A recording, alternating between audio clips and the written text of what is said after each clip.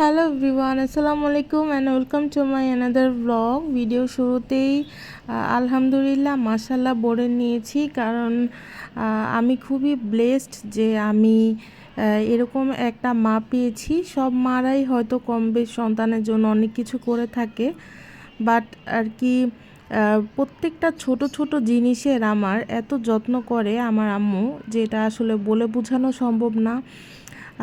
আমি যত দূরেই থাকি না কেন, আমি কখন কি ক্রেভ করছি, আমার কি দরকার, প্রত্যেকটা মোমেন্টে সে আমার গলার ভয়েস দেখেই একদম বুঝে নিতে পারে যে আমার কি দরকার।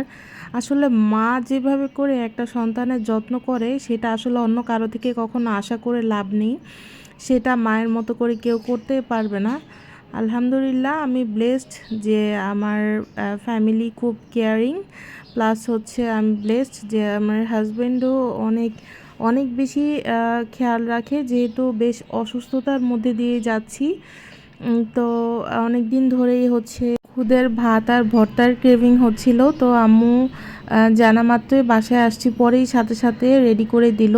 এখানে খুব সিম্পল আইটেম ছিল, খুদের ভাত, তারপরে হচ্ছে ডাল, আলু, ডিম আর চিংড়ি ভর্তা। এগুলো সব কাঁচামরিচ দিয়ে করা হয়েছিল, যেহেতু আমি শুকনা মরিচের ঝালটা খেতে আমার খুব গ্যাসের প্রবলেম হয়।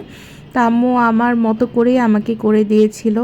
আসলে এটা মা ছাড়া কখনোই সম্ভব না যে তার সন্তান কখন কি চাচ্ছে বা মুখে বলার আগেই সেটা সে রেডি করে ফেলে। তো আলহামদুলিল্লাহ, সবাই দোয়া করবেন আমার জন্য, আমার পরিবারের জন্য, আমার আম্মুর জন্য। তো আজকের ভিডিওটি এই পর্যন্তই। Thanks for watching.